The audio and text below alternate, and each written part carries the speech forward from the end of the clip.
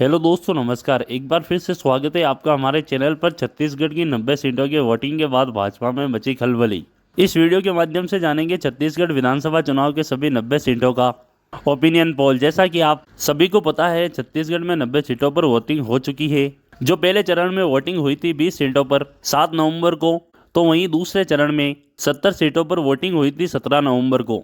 आपको इस वीडियो में पूरी जानकारी देने वाले हैं। इस बार छत्तीसगढ़ में किस पार्टी की बनेगी सरकार, कौन सी पार्टी छत्तीसगढ़ में अपनी सरकार बना सकती है, कांग्रेस पार्टी या फिर एक बार फिर से बीजेपी पार्टी, या फिर इस बार कांग्रेस पार्टी एक बार फिर से छत्तीसगढ़ में अपनी सरकार बना सकती है। आपको इस वीडियो के माध्यम से पूरी जानकारी देंगे।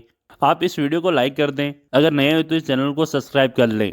आपको पूरी जानकारी देंगे किस जिले में कितनी विधानसभा की सीटें और किस पार्टी को कितनी सीटें मिली है।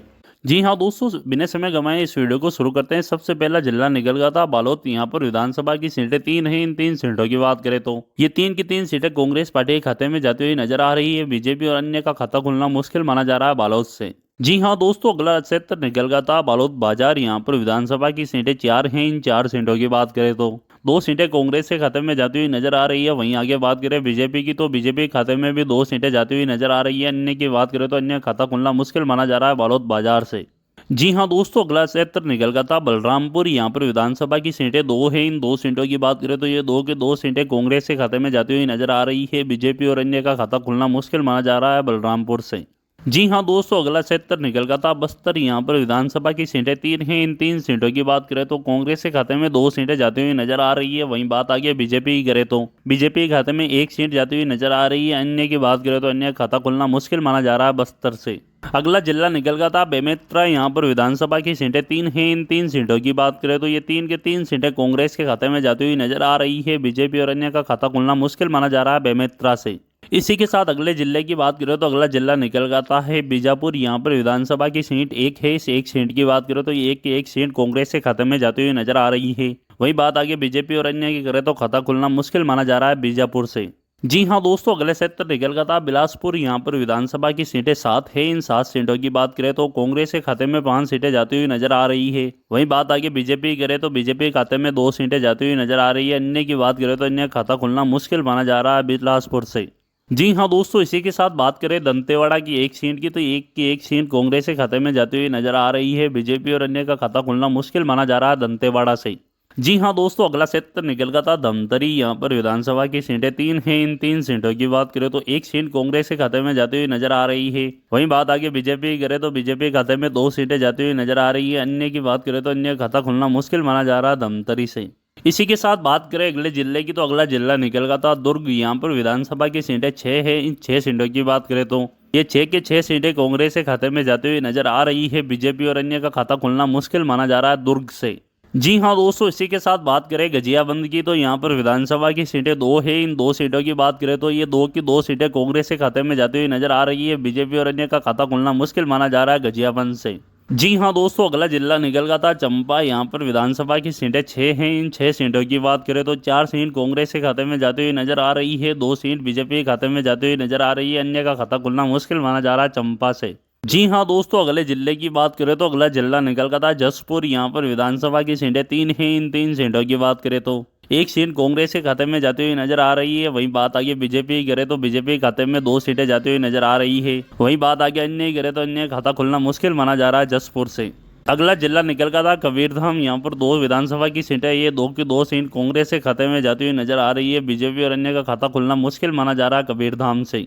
इसी के साथ अगला क्षेत्र निकल गया था कोड़ागांव। यहाँ पर विधानसभा की सीटें 2 हैं। इन 2 सीटों की बात करें तो ये 2 की 2 सीटें कांग्रेस के खाते में जाती हुई नजर आ रही है। वहीं बात आगे बीजेपी और अन्य की करें तो खाता खुलना मुश्किल माना जा रहा है कोड़ागांव से। जी हाँ दोस्तों, बात अगर अगले जिले की करें तो अगला जिला निकल गया था कोरबा। यहाँ पर विधानसभा की सीटें 4 हैं। इन 4 सीटों की बात करें तो 2 सीटें कांग्रेस के खाते में जाती हुई नजर आ रही है। वहीं बात आगे बीजेपी की करे तो बीजेपी के खाते में 0 सीटें जाती हुई नजर आ रही है। वहीं बात आगे अन्य की करे तो के खाते में भी 2 सीटें जाती हुई नजर आ रही है कोरबा से। जी हाँ दोस्तों, इसी के साथ अगला क्षेत्र निकल गया था कोरिया। यहाँ पर विधानसभा की सीटें 2 हैं। इन 2 सीटों की बात करें तो ये 2 की 2 सीटें कांग्रेस के खाते में जाती हुई नजर आ रही है। जी हाँ दोस्तों, अगला क्षेत्र की बात करें तो अगला क्षेत्र निकल गया था महासमुंद। यहाँ पर विधानसभा की सीटें 4 हैं। इन 4 सीटों की बात करें तो 2 सीटें कांग्रेस के खाते में जाती हुई नजर आ रही है। वहीं बात आगे बीजेपी की करे तो बीजेपी के खाते में भी 2 सीट जाती हुई नजर आ रही है। यहाँ पर बीजेपी और कांग्रेस के बीच कड़ी टक्कर देखने को मिल सकती है। वहीं बात आगे अन्य की करे तो अन्य का खाता खुलना मुश्किल माना जा रहा है महासमुंदर से।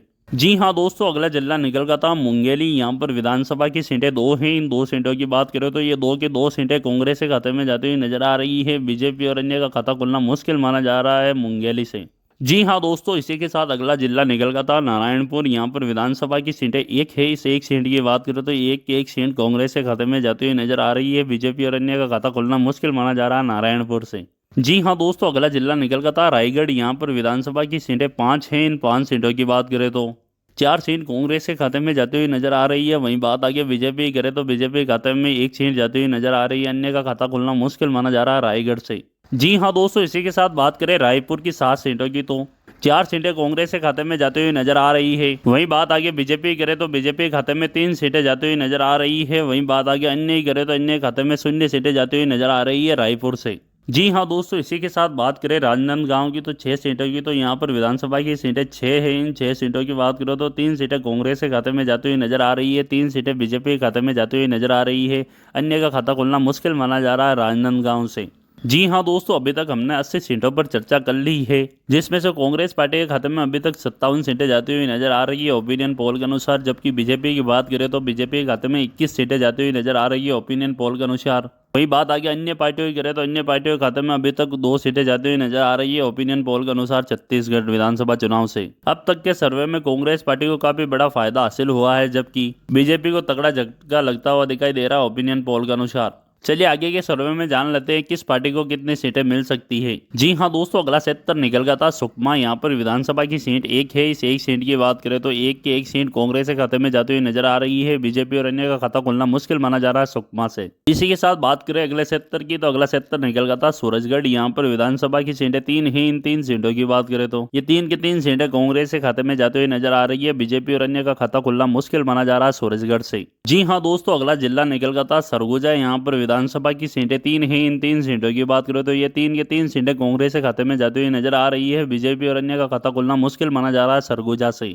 जी हाँ दोस्तों, इसी के साथ बात करें कांकेर लास्ट क्षेत्र की तो यहाँ पर विधानसभा की सीटें 3 हैं। इन 3 सीटों की बात करें तो 2 सीटें कांग्रेस के खाते में जाती हुई नजर आ रही है। वहीं बात आगे बीजेपी की करें तो बीजेपी के खाते में 1 सीट जाती हुई नजर आ रही है। अन्य का खाता खुलना मुश्किल माना जा रहा है कांकेर से। जी हाँ दोस्तों, अभी तक हमने सभी 90 सीटों पर चर्चा कर ली है। सर्वे के अनुसार बात करें तो कांग्रेस के खाते में 66 सीटें जाती हुई दिखाई दे रही है। जबकि बात आगे बीजेपी की करें तो बीजेपी के खाते में 22 सीटें जाती हुई नजर आ रही है ओपिनियन पोल के अनुसार।